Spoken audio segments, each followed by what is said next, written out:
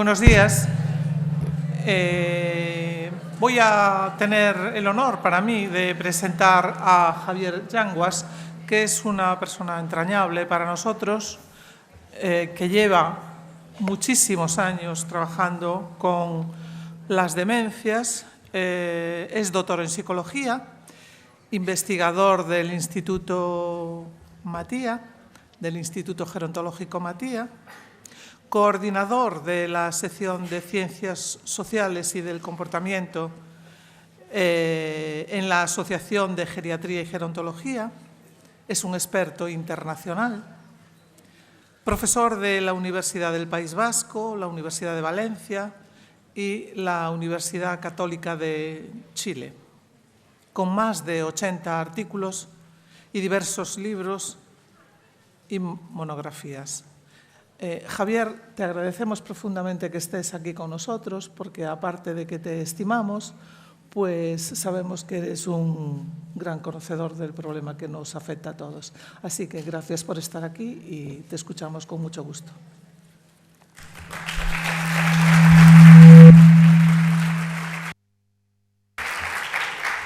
Bueno, buenos días a todos y a todas. Y nada, lo primero, pues nada, agradeceros la invitación y la oportunidad de estar aquí en Galicia de nuevo, al sitio que yo, en fin, que me gusta mucho y al que vengo encantado de la vida. Y gracias a Carmen por la presentación, que nos conocemos de hace, bueno, y con muchos de aquí de hace ya muchos años. Y nada, bueno, que muchísimas gracias. A ver, me han pedido que acorte un poco la presentación, por lo cual voy a intentar ir más rápido, ¿vale? Para recuperar un poco de tiempo también para los grupos. Bueno, planteamiento. Yo no sabía muy bien cómo enfocar el título, ¿no? De líneas de trabajo y perspectivas de futuro en la atención e intervención con personas mayores, entonces lo he enfocado de la siguiente manera. A mí me parece, bueno, a mí no es que me parezca a mí personalmente, sino que creo que a tenor de la literatura que estamos en un momento muy interesante en términos generales de envejecimiento, o sea, están pasando cosas que todavía igual no las visualizamos bien, de cambios que son, yo creo que fundamentales y que van a dar una vejez distinta, ¿sí? En términos generales. Sobre esa capa de esa vejez distinta aparecerán pues unas influencias en que las personas que tengan Alzheimer en el futuro serán mayores desde una manera distinta, ¿sí? Bueno, esa es la primera entrada y os voy a intentar justificar por qué y qué es lo que yo creo que está pasando, o una lectura de eso, personal. Y luego, relacionado con eso, yo creo que hay hay muchos retos, ¿sabéis? Entonces, como el tiempo es limitado, yo he cogido dos. Hay un reto que a mí me parece interesante dentro del mundo del Alzheimer, que cambia un poco esta perspectiva cognitiva o conductual que a veces tenemos, que es el reto de la soledad. ¿Y por qué? Y luego hay otro reto, bueno, que está como de moda, ¿no? En todos los sitios, que es lo de la atención centrada en la persona, ¿no?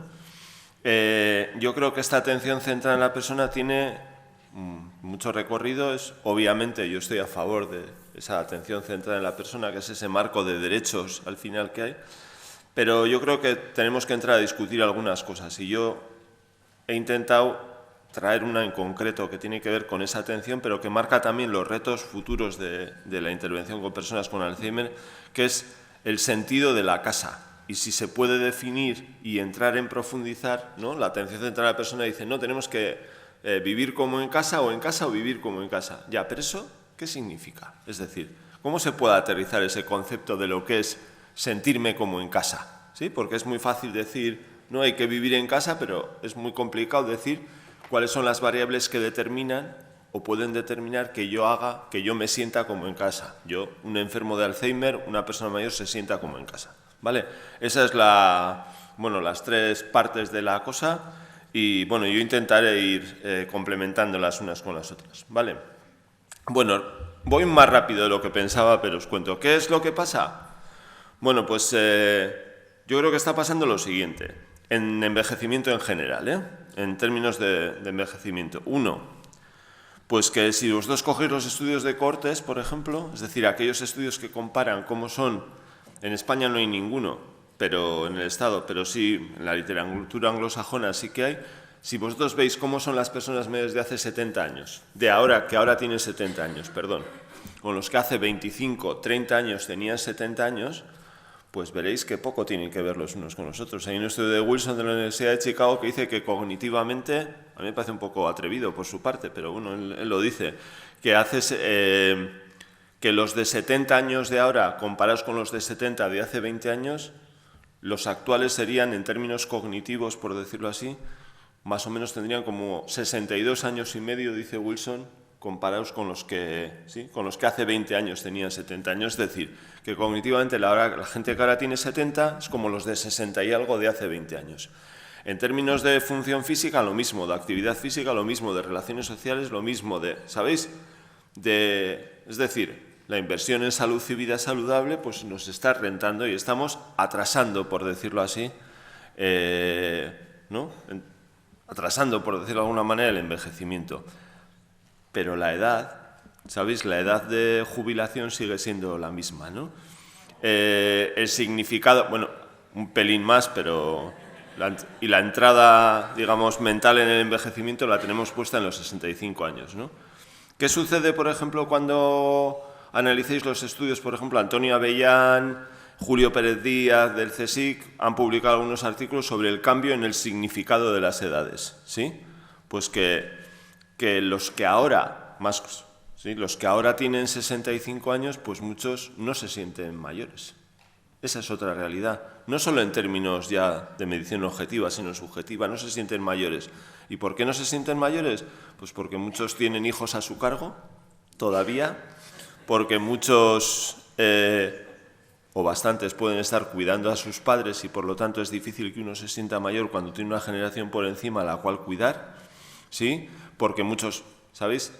No solo en términos cuantitativos, sino en términos cualitativos, también ese significado que antes se les daba a las edades están cambiando. Si comparamos con los que hace 30 años llegaban a esa edad de jubilación, ¿sí? Los que tenían 65 hace 30 años, ¿qué sucedía? Que sus padres habían muerto hace mucho, que la esperanza de vida era poco más, que sabían que eran, ¿sabéis?, los primeros en la caseta de salida, por decirlo así, y esos cambios hacen que, ¿no?, pues que tengamos una idea distinta.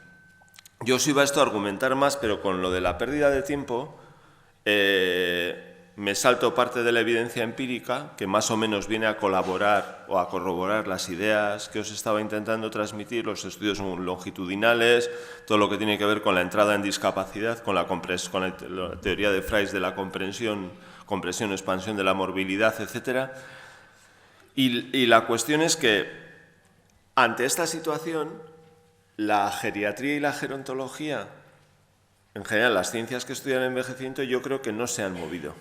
Es decir, siguen contemplando el envejecimiento como algo decremental, siguen centrando su mirada y todo el background teórico en, ¿sabéis?, en que, ¿no?, en cognición lo mismo, ¿no?, que no bajemos o que bajemos lo menos posible, esa visión ligada a la dependencia, por ejemplo, la misma idea del envejecimiento activo, ¿sí?, en realidad es una idea que lo que sustenta en el fondo es intentar que yo siga estando igual de lo que estoy, cuando en general, y ahora veremos algún estudio en concreto, las personas que entran en estos nuevos escenarios del envejecimiento no creen que están, digamos, bajando, sino lo que creen es que todavía su desarrollo personal no ha terminado. Es decir, creen que están, ¿sí?, hacia arriba, por decirlo en términos gruesos. ¿Esto qué hace? Que la propia ciencia no engarza con la perspectiva de las personas mayores, ¿sí? Y seguimos trabajando el envejecimiento activo, mirar el índice de envejecimiento activo, bueno, la revisión que hace Calache y compañía en el Brasil, en el Instituto de Longevidad de Brasil ya meten alguna cosa de gerontolescencia, a mí me parece desafortunada, pero lo meten, ¿no? Pero en realidad lo que hay es una falta de desconexión entre, ¿no?, o de engranaje entre cómo se siente y se concibe la gente y cómo la ciencia está respondiendo a eso. Es decir, yo creo que las personas, por decirlo así, los grupos de población va por delante de la visión de la ciencia sobre esto. Y esto va a generar, yo creo que, problemas. Y pasa con distintos conceptos. Vale, igual es muy aventurado esto que voy a decir, y yo creo que igual no es muy científico, pero no sabía cómo expresarlo mejor. La adolescencia es un invento, como bien sabéis, del 19, ¿no? Finales del 18, principios del 19, por ahí. Bueno, da lo mismo, es un invento. Es decir, antes de esa, en 1500 no había adolescencia. Uno tenía 8 años, ¿no? Y, bueno, ya enseguida uno era adulto. Después de la Revolución Industrial, la gente se ponía a trabajar. ¿Sabéis? La adolescencia nace como etapa a través de los cambios sociales que se producen, ¿sí? Claro, algo similar yo pienso que puede estar pasando con el envejecimiento. Es decir, esa etapa que nosotros llamamos envejecimiento y que creemos que es uniforme, esconde, que esto ya sabemos desde hace mucho, pues edades que van entre los 65 y los 95, imaginemos, que es la misma diferencia de edad que entre los 0 y 30, entre los 10 y los 40, entre los 20 y los 50, y creemos que todos los que están en esa etapa son parecidos. Yo creo que lo que está habiendo es una diferenciación clara de distintas etapas en el envejecimiento. Si queréis, se está expandiendo la vida adulta o de adulto mayor, y en eso que llamamos envejecimiento, creo que va a tener clara diferenciación en los próximos años. Es decir, se está complejizando, por decirlo de alguna manera. Hay algunos estudios cualitativos que hemos hecho que tienen que ver con intentar de alguna manera caracterizar esas nuevas etapas que entran en el envejecimiento, que algunos tendrán demencia y otros no, pero que algunos tendrán demencia, y entonces la enfermedad incide en unas personas que viven un envejecimiento, si es que son jóvenes los que tienen demencia, obviamente, en un envejecimiento distinto, ¿sí? Esa es la idea de fondo que yo quería argumentaros. ¿Cómo se sienten estos señores en los estudios cualitativos, señores y señoras, que hemos hecho? ¿Cómo se sienten? Pues se sienten mayores, pero no se sienten viejos. Viejos en el sentido tradicional del sentirse viejo. Es decir, hay muchos que son cuidadores, otros tienen hijos a su cargo, ¿sí? Sobre todo a mí hay una cosa que me llama mucho la atención, es que se definen desde la adultez. No se definen desde la vejez, ¿sabéis? La definición personal que hacen ellos mismos de su vida no es desde la vejez, es desde la adultez. Por ejemplo, se jubilan y no perciben un paso de etapa. Los de hace 20 y tantos años percibían un paso de etapa, claro, ¿sí? Y funcionaban como jubilados, además, ¿sí? Bueno, Joseba Zalakain, que está ahí, que es de Donosti, se acordará de las obras del Cursal y todos los viejos puestos allí, ¿no? ¿Sabéis? De un palacio de congresos que hay en Donosti, todos iban a ver a aquellos. ¿Y qué hacían? Funcionaban, pues funcionaban de jubilados. Veías a otros, los más audaces, en Urgul, ahí puestos mirando con más perspectiva, y funcionaban un poco desde esa manera, ¿no? Bueno, los actuales yo creo que no funcionan así, o ellos dicen que no funcionan así. Para mí hay otra clave, estoy resumiendo mucho, igual la argumentación resulta un poco frívola, pero sobre todo creen que su espacio madurativo no ha terminado. ¿Sabéis? Ellos creen que van hacia arriba, por eso digo que no engarza bien la visión que tienen la gerontología y los paradigmas clásicos con estas nuevas personas mayores que vienen. Y cuando se jubilan, estos que entran en los escenarios del envejecimiento terminan su vida laboral, pero no se acaba su trayectoria vital, ¿sabéis? Es decir, si los análisis si no tienen demasiadas estrellas en los análisis, ¿sí? Es decir, tienen una salud razonable y económicamente tienen un pase, yo creo que el mayor desafío, o uno de los grandes desafíos, es tener que llenar ese tiempo, tener que hacer una versión 2.0 de sí mismos, tener que llevar adelante otro proyecto de vida. Y la dificultad, yo creo, y en parte las patologías, si la salud y los dineros, vamos a decir, la economía están razonablemente bien, yo creo que a veces la dificultad reside, y cada vez se ve más, ¿no?, en desarrollar ese espacio de proyección personal. ¿Sabéis? Tienen 20 años por encima, o más, son 65, enseguida van a tener 20 y tantos años de esperanza de vida por encima, están bien de salud, se sienten jóvenes, creen que su desarrollo personal no ha terminado, ¿sabéis? Todo esto que hemos venido os he venido apresuradamente contando, y a mí me parece que ahí es donde puede estar también la patología, ¿no? Es decir, ¿qué van a hacer con su vida? ¿Sí? cómo desarrollan ese proyecto vital, qué hacen después de terminar la vida laboral, la tienen que compaginar con un nuevo trabajo, la tienen que compaginar con el cuidado, ¿sabéis? Ahí yo creo que van a surgir muchas situaciones distintas a las que conocemos, por lo menos en este país, ¿sí? Que se van a dar, ¿sí? Durante esas situaciones. Tienen que ser cuidadores, no tienen que trabajar, tienen que compensar la pensión, es decir, se van a desarrollar ahí múltiples posibilidades. Y estos son ahora muchos y van a ser legión, porque por decirlo así, aquí se van a incorporar todas las generaciones del baby boom español, que van a vivir situaciones problemáticas en torno a las pensiones, etcétera, pero que además vienen de una historia completamente distinta. ¿Sabéis? Estos no son los que hicieron la guerra civil. Estos son los que teóricamente hicieron, ¿sí?, la democracia, vamos a decir, ¿no? ¿Sí? Si no, leer a Rafael Chirves en Los buenos amigos, y os los describe estupendamente en la novela quiénes son estos y quiénes son ellas, ¿no? Vale, las personas que tengan la mala suerte de tener una enfermedad de Alzheimer, de hacer una enfermedad de Alzheimer, serán personas que envejezcan de una manera distinta a estos, ¿sí? Luego volvemos sobre esta idea. Segunda cuestión, claro, yo creo que va a haber otro reto dentro de estas etapas, que es aquellos que no envejezcan con dependencia, ¿sí? El cumplir años no trae la dependencia obligatoriamente, como todos sabemos en esta sala, pero sí que trae la fragilidad. Nosotros hemos hecho ahora un estudio con centenarios y nonagenarios, con un neurólogo que se llama Adolfo López de Munain y tal en Donosti, y la verdad es que tú ves a esa gente que está bien y viven solos con 90 y 100 años y cognitivamente están frágiles, físicamente están frágiles, ¿sabéis? O sea, que la fragilidad al final ¿qué es? Pues no solo una cuestión física, y creo que este es otro reto, ¿sí? No solo es una cuestión de sarcopenia o de una mirada física, creo que hay una fragilidad relacionada con lo social, y creo que la soledad en parte tiene que ver con eso. Hay una fragilidad probablemente más de origen cognitivo, la fragilidad física, relacional, es decir, y la quiebra de un proyecto de vida, la entrada en esos escenarios del envejecimiento, y lo que hace la gente es, según los estudios cualitativos que hemos hecho, tienen una lucha sin cuartel contra esa pérdida de autonomía. Y entonces, ¿sabéis? Los que tengan fragilidad cognitiva y envejezcan ahí siguen teniendo que luchar por mantener esa adaptación, ¿sí? Esa adaptación constante a que, pues a la pérdida de capacidades y a tenerse que adaptar a un mundo, por decirlo así, exterior que cada vez es más hostil. Y luego otras etapas, pues los nonagenarios o la de la dependencia o estas que nosotros conocemos, ¿vale?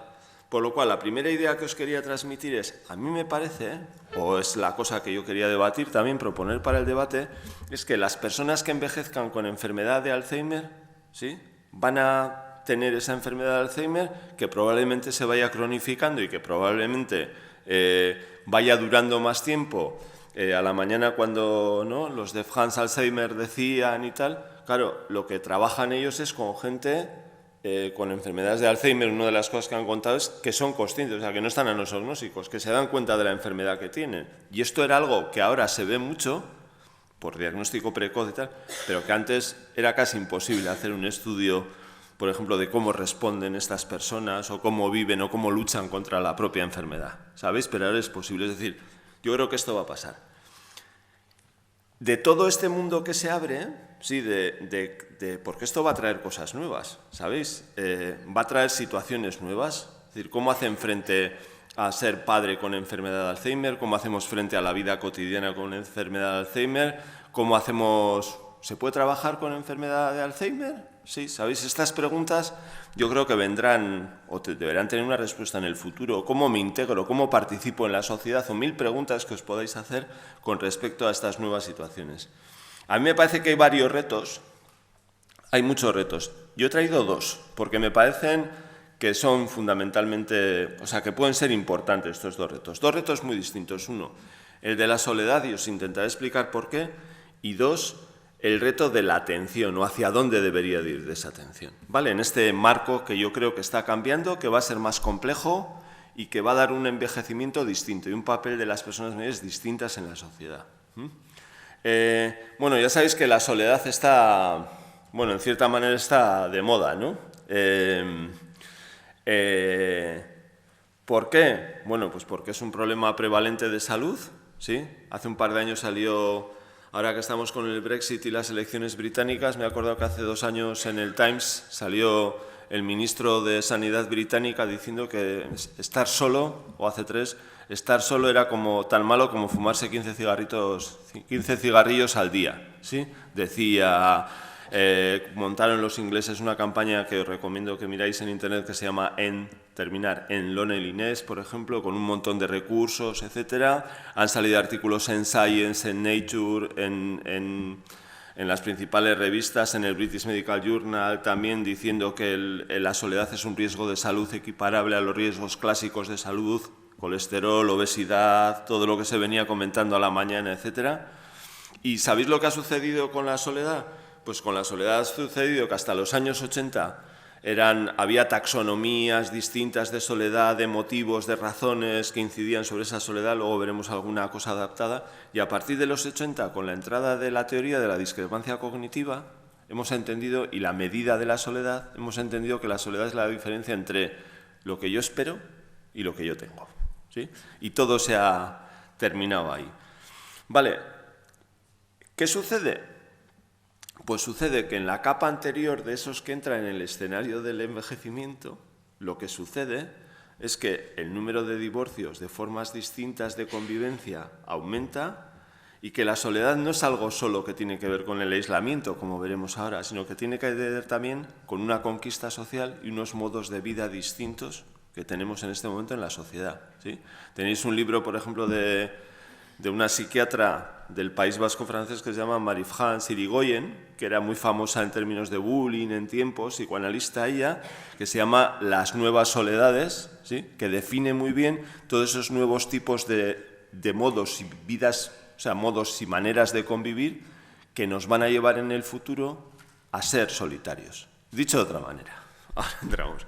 Esta nueva gente que entra en los escenarios del envejecimiento, que es distinta, que cree que su proceso madurativo no ha terminado, ¿sí? Que además tiene esa capa, que si tiene enfermedad de Alzheimer serán personas mayores de esa manera, hay unos modos de vida y de convivencia, de maneras nuevas de relacionarnos, ¿sí? Divorcios, gente que tiene pareja los fines de semana, no durante la semana, ¿sabéis? Parejas de distintos hijos que conviven, de distintos padres, todo esto que se está montando en este momento, en esta sociedad, que van a llegar a personas mayores, que algunos tendrán Alzheimer, de esos, el tanto por ciento que corresponda, y que además van a vivir solos. Y van a tener que ser cuidados solos, y tendrán que vivir su Alzheimer solos. Porque lo que es una conquista social en un momento determinado, sí, puede ser una mala idea. Cuando tienes 40, ¿no? Y te divorcias y estás estupendamente y tienes una pareja el fin de semana y, oye, ancha es Castilla, pues muy bien, ¿no? Pero cuando eso tienes 80, pues igual eso que ha sido bueno durante toda tu vida, igual no es una buena idea. Cuando vas cumpliendo años, entras en fragilidad o tienes, ¿sí? No digo que nos tengamos todos que casar ni nada de esto, digo que lo que es bueno en un momento determinado de la vida quizás no es bueno en otro momento determinado de la vida, ¿sí? Y entonces yo creo que por esto y por más factores que os podría contar, creo que la soledad puede ser un elemento diferenciador. ¿Qué pasa con la soledad? Me salto cosas, ¿vale? ¿Qué pasa con la soledad? Pues que en realidad, esta manera de pensar, sí, que la soledad es solo la diferencia entre lo que yo tengo, sí, entre mis relaciones y lo que yo deseo, sí, por eso me siento solo, creo que está tapando, sí, creo que tapa, porque es yo qué sé, el cuestionario de la UCLA o el cuestionario de John Gilbert o 1000 cuestionarios que miden soledad, en realidad, sobre todo, miden esta discrepancia. Y esto es una cuestión cognitiva, es decir, la discrepancia siempre es una evaluación que yo hago entre lo que tengo y lo que me gustaría tener, entre mis deseos y mis esperanzas, mis deseos y mi realidad.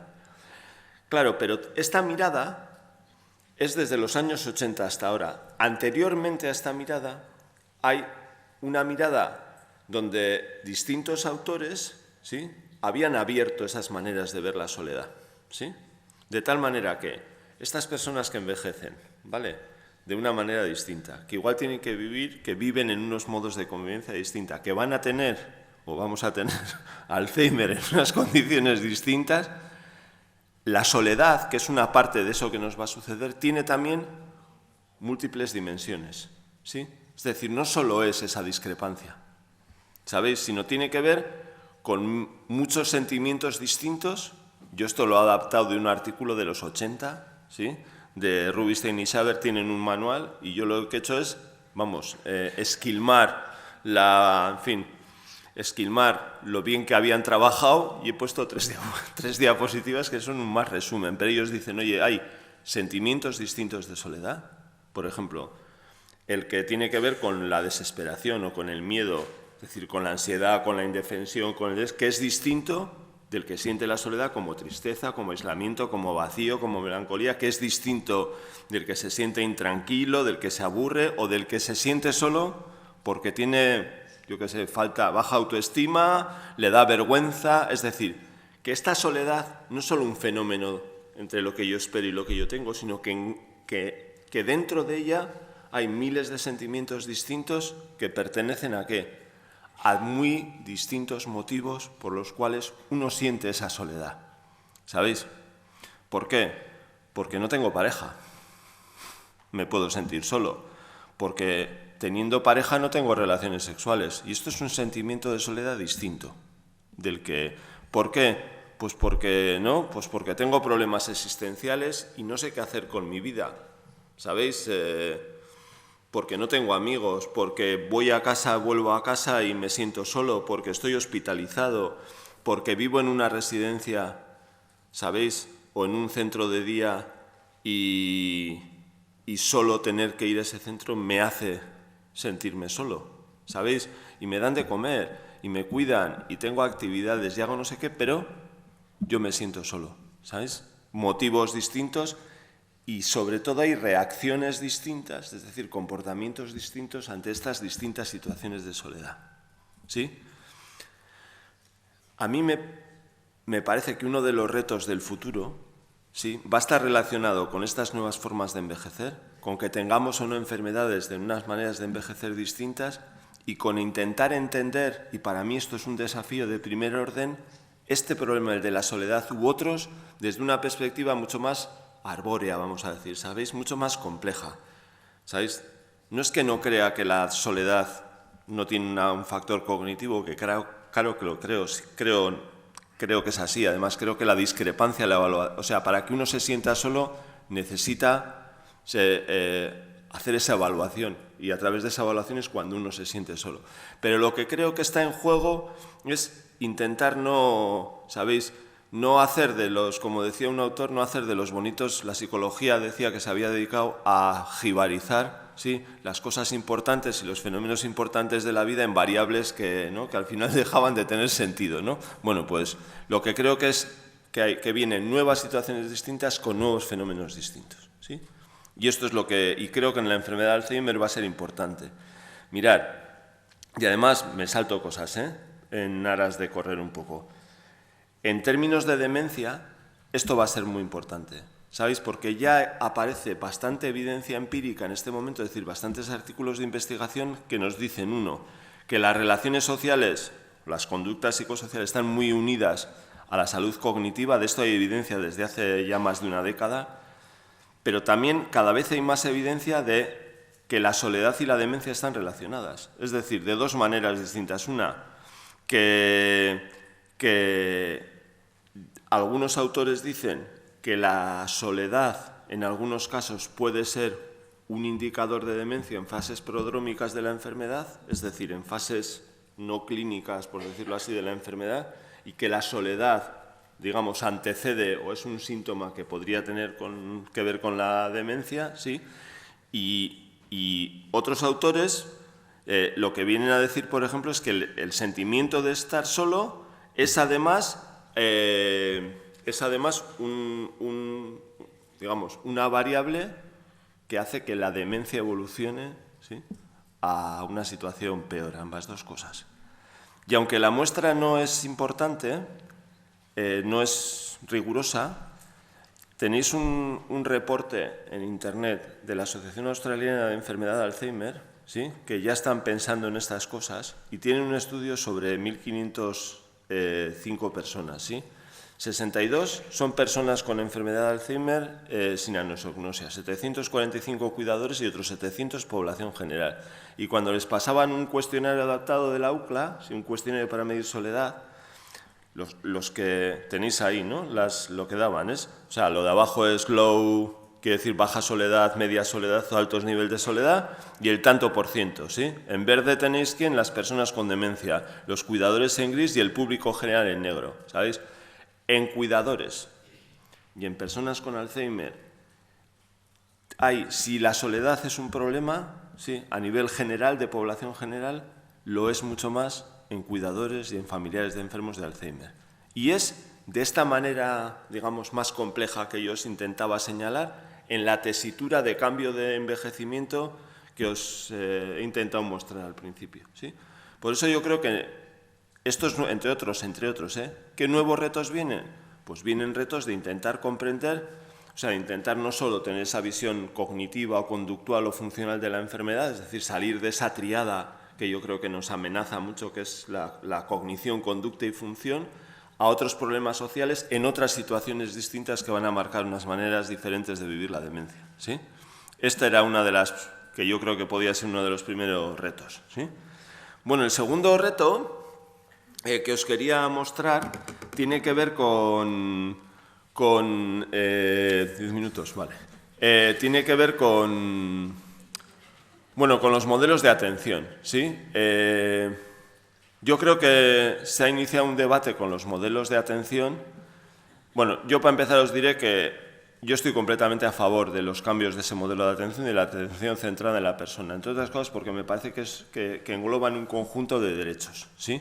Derechos a tener una atención personalizada, ¿sí? No creo que haya en esta sala nadie que no esté a favor de eso, o de individualizar la atención, o de que uno pueda tomar decisiones, que pueda llevar adelante su proyecto vital con enfermedad de Alzheimer o sin enfermedad de Alzheimer, es decir, todo eso es ese conjunto de principios, ¿sí?, que pueda vivir como en casa, etcétera. Yo creo que ese conjunto de principios, la tarea pendiente es el desarrollo de, ¿sabéis? No vale con decir hay que vivir como en casa, sino hay que intentar entender qué es ese sentimiento, por ejemplo, en este caso, de vivir como en casa. Es decir, hay un reto pendiente que tiene que ver con intentar no definir las cosas con Rotring del 1, ¿sabéis? Hacer una línea gorda, sino coger Rotring del 0,2 e intentar con tranquilidad, ¿sabéis? Ir definiendo qué es cada una de estas cosas. Y creo que la atención centrada de la persona y, por tanto, la atención que se puede dar a los enfermos de Alzheimer tiene que solucionar algunas posibles contradicciones, ¿no? Porque, ¿qué es esto de la casa? ¿Sí? Tan manido y, ¿no? Vivir como en casa. Pero ¿vivir como en casa qué es exactamente? ¿Sí? Quiere decir que la casa es un hábitat donde uno tiene pues ayuda, personalización, vida cotidiana, ¿sabéis? Todo esto es nuestra casa, ¿sí? Y también, y la residencia, ¿sabéis? Normales, pues también son un lugar de trabajo y de provisión de cuidados, ¿sí? Hay cuidadores, hay pacientes, hay estandarización, tal. Claro, esto que se ha vivido como dos mundos totalmente separados, ¿sabéis? La atención centrada en la persona y, por lo tanto, los nuevos modelos de atención lo que quieren hacer es como fusionarlos. No sé cómo explicar. Quieren que la casa sea la casa y a la vez la casa sea un lugar de trabajo, ¿sabéis? Y esto que yo creo que es posible, pero también, ¿sabéis? Significa en el fondo cambiar la casa. Es decir, si uno quiere recibir la atención en casa, no sé si me explico bien, pero tiene que tener cuidados en casa, pues claro, la casa, ¿sabéis? Pues sí, hay que hacer que sean como en casa. Pero, no sé cómo decir, hay parte que tiene que ver con esa contradicción. La literatura no aborda mucho, pero todavía no ha dado grandes pasos, pero yo creo, y en parte esto define, o pretendo definir a través de esto, los diferentes retos que puede tener la atención la atención a personas solo focalizados desde la idea de cómo podemos sacar el Rotring del 0,2 y definir qué es aquello de sentirnos como en casa, ¿no? Pues yo creo que habría tres factores básicos, o tres tipos de variables. Creo que hay en ese sentimiento de la casa, variables que tienen que ver psicológicas, ¿sí? De reconocimiento, de hábitos, de autonomía, de control, de cómo se afrontan. Creo que hay variables sociales que tienen que ver fundamentalmente, y estos son retos de la atención, con las relaciones entre profesionales, con cómo interaccionan con otros residentes, con qué actividades hacen, con cómo se organiza la vida cotidiana, y otra, que es la que más se ha trabajado, que tiene que ver con factores ambientales, es decir, con el contenido, con el continente, ¿sabéis? Como los seguros de las casas, ¿no? Que pagas por el continente y el contenido. Bueno, pues, que tiene que ver con lo que se ha hecho fundamentalmente énfasis, que es la parte ambiental, que no digo yo que no sea importante, arquitectónica, etcétera, que por supuesto es importante, pero a mí la que me interesa es las otras dos anteriores. La que me interesa es decir, oye, ¿cómo podemos definir lo que es el sentimiento de una casa en un espacio en el que tenemos que compatibilizar cuidados y casa? Porque sin cuidados en ese espacio tampoco se cuida, o sea, tampoco está bien la persona con demencia. Bueno, pues yo creo que ese sentimiento psicológico, sí, que os mostraba anteriormente, de estar como en casa, ¿tiene que ver con qué? Pues yo creo que tiene que ver con algo que a veces se nos olvida, ¿no? Que es el sentimiento de ser reconocido. Y creo que esta es un área de trabajo. Ya sé que no es nuevo, ¿sí? El reconocimiento, bueno, pues no tiene historia psicológica, ¿verdad? Lo del reconocimiento. Pero creo que ser reconocido, ¿qué tiene que ver? Pues tiene que ver con relaciones. ¿Entre quiénes? Entre profesionales y otros residentes. Es decir, una persona con Alzheimer se siente como en su casa si hacemos algo o se montan estrategias o programas ¿para qué? Para que sea reconocido. Es decir, para que sea Pepe distinto de Juan, conozcamos su biografía, conozcamos lo que, ¿sabéis? Lo que le define, su proyecto vital, sus gustos, sus ganas, sus no ganas, es decir, con eso, ¿no? ¿Tiene que ver con qué? Con algo que para mí es fundamental en el futuro del cuidado, con la calidad de esas relaciones. Y la calidad de esas relaciones, más allá de los cuestionarios de calidad de vida, que son muy conocidos y que están muy bien, pues yo creo que tienen que ver con cosas igual que os parecen tonterías, pero que para mí tienen mucho sentido, por lo menos en mi casa, ¿no? En la mía propia, ¿no? Tiene que ver con las risas, con la cercanía, con el conocimiento de la persona, con el tipo de conversaciones que tenemos cuando estamos haciendo algo con esa persona, con las actitudes cercanas del staff, o sea, del profesional o no. Tiene que ver con el compartir momentos, y el compartir no es vamos a celebrar tu cumpleaños y en este momento compartimos, ¿sabéis?, la canción y un trozo de tarta, sino tiene que ver con compartir los momentos de la vida que nos toca vivir juntos, ¿sabéis? Yo creo que ahí está, si queremos que esa persona se sienta como en casa, por decirlo así, y que para ellos se sienta reconocido, tenemos que ir avanzando en aquellas cosas que hacen que nos sintamos reconocidos, ¿sí? Es decir, yo creo que esa es una medida de avance de la ACP y, por lo tanto, un reto. ¿Y qué tiene que ver? Pues con que la persona se sienta con valor, de que se sienta único y se sienta reconocible delante de los profesionales, donde se expresen claramente los logros, las mejoras, etcétera. Es decir, yo creo que esta es una vía de implementar ¿no? De implementar de otra manera la ACP o de seguir profundizando en la implementación de la ACP y en este caso en algo que tiene que ver con el sentimiento de ser reconocido. Sentirse como en casa, ¿sí? Y por lo tanto llevar adelante tu vida y tu proyecto de vida tiene que ver también con ¿qué? Pues con que haya una atención que preserve hábitos y que preserve valores dentro de la vida de esa persona. Y esto, entre otras cosas, tiene que ver también con la personalización, es decir, por ejemplo, que estén involucrados en actividades domésticas en las que ellos deseen, en las que ellos les gustan y que las hagan de la manera en la que siempre, por ejemplo, lo han ejecutado, ¿no? O tener momentos de intimidad, ¿sí? Que no sean obligatoriamente aquellos que están relacionados con las actividades básicas de vida diaria, sino con la vida, ¿sabéis? Y esos momentos de intimidad tienen que ver también, yo creo, y esta es un poco así decirlo, pero la verdad es que yo lo pienso, vosotros os aburrís en casa a veces, ¿no? En la vida, ¿no? ¿Sí? Y os sentéis solos y, ¿sabéis?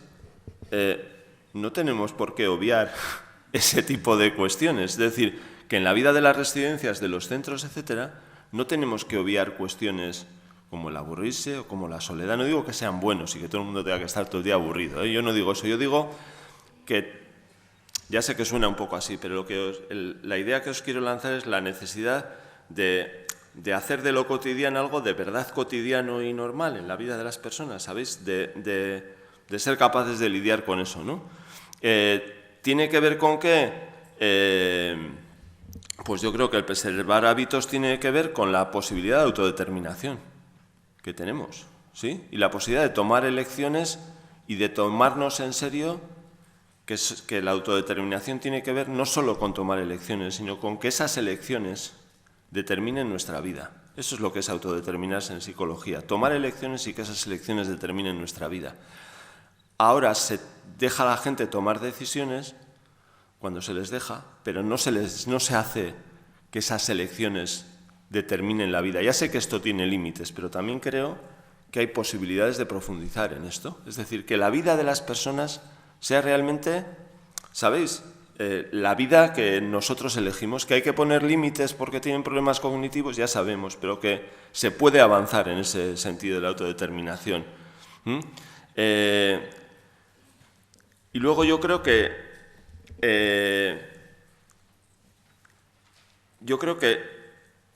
tenemos que dar pasos en que la gente siga desarrollando ese proyecto de vida, ¿sabéis? Es su proyecto de vida, es decir, no una jibarización de su proyecto de vida, sino realmente el intentar profundizar en el desarrollo y ayudar o colaborar en el desarrollo de ese proyecto de vida, desde los propios valores de los individuos y aunque, ¿sabéis?, se tomen decisiones equivocadas o no, ¿sí? Yo creo que esto es importante.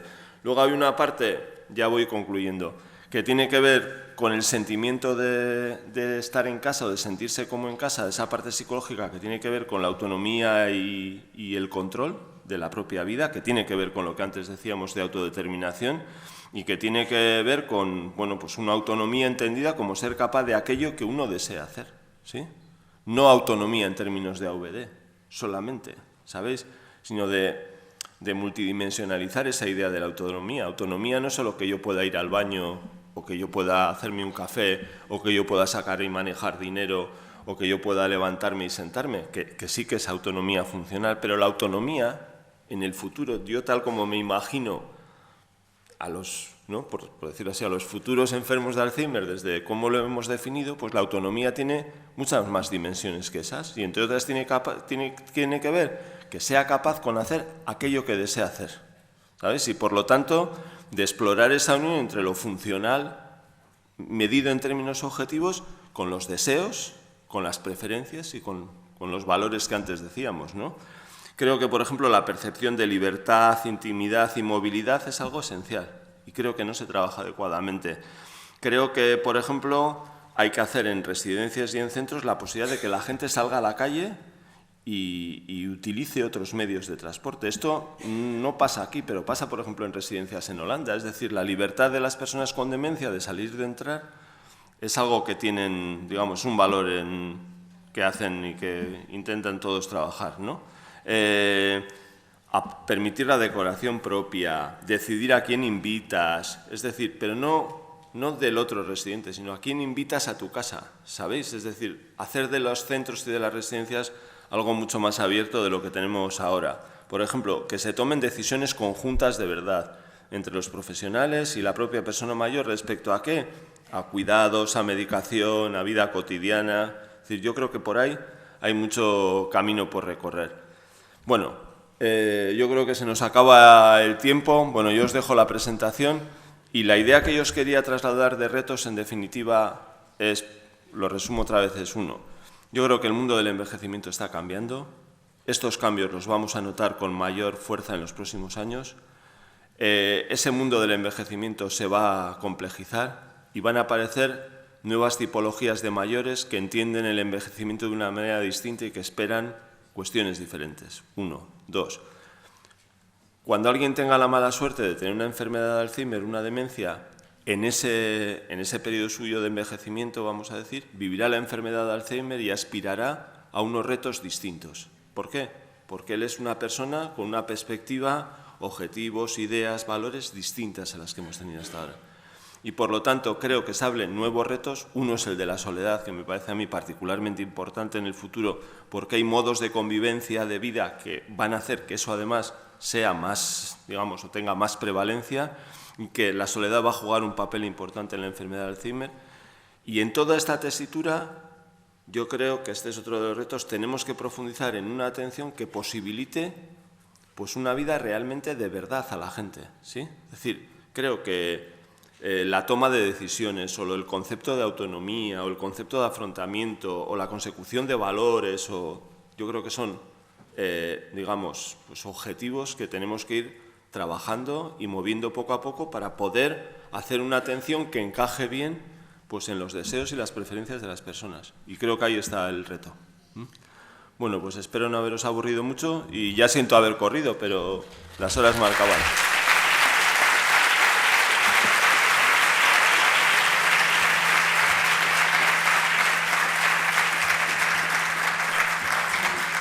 Muchas gracias, Javier, por tu estupenda exposición. Y vamos a permitir solamente 2 preguntas, porque vamos con el tiempo muy justo, como acaba de comentar Javier. Entonces, bueno, si alguien quiere...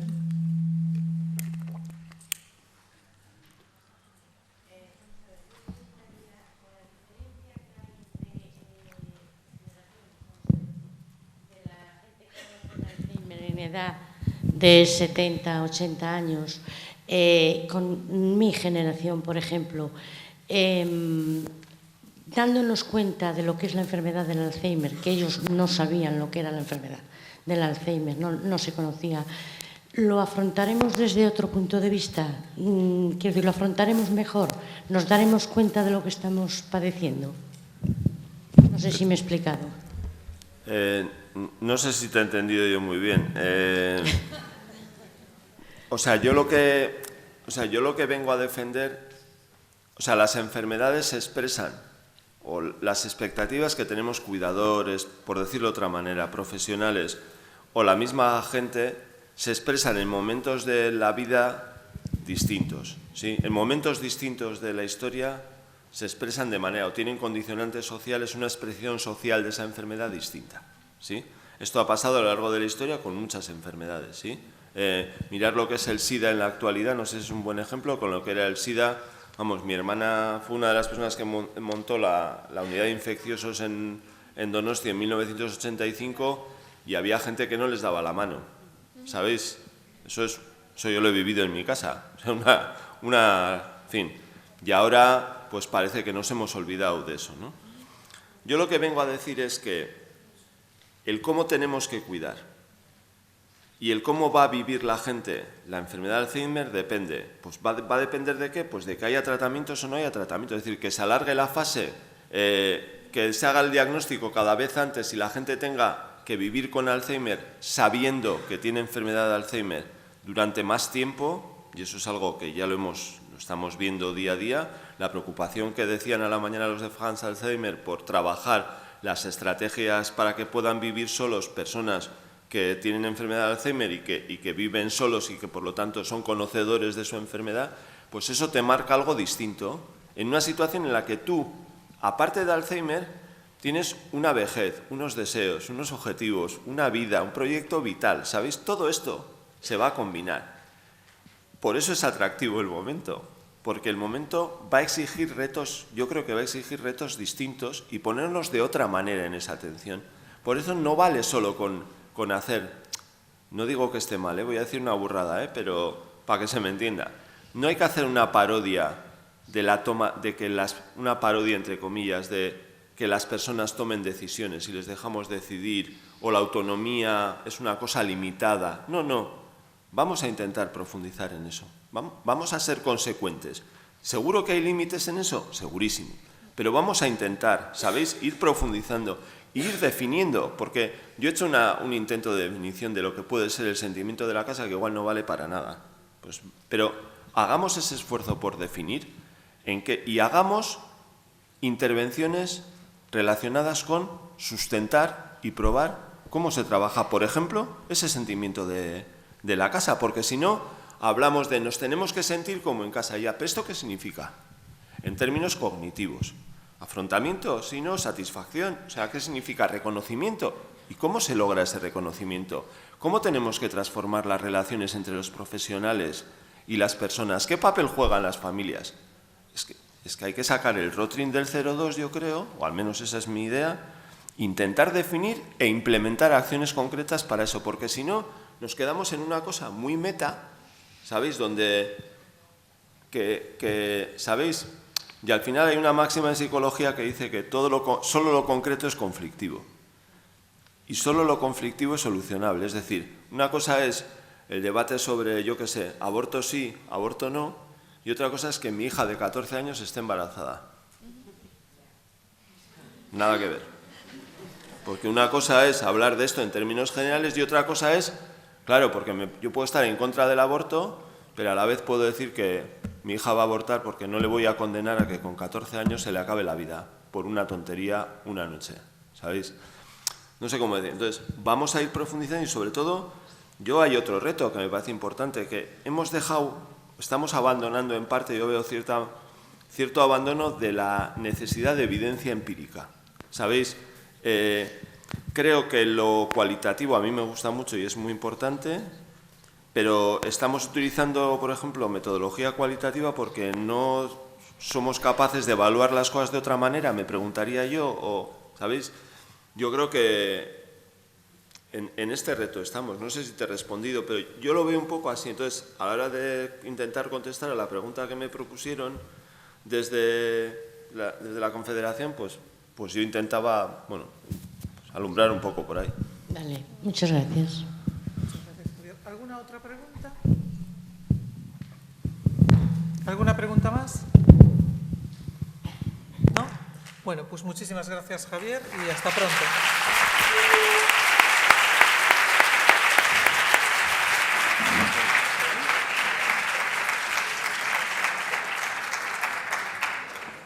Me llevo la botella de agua. Sí, sí, sí.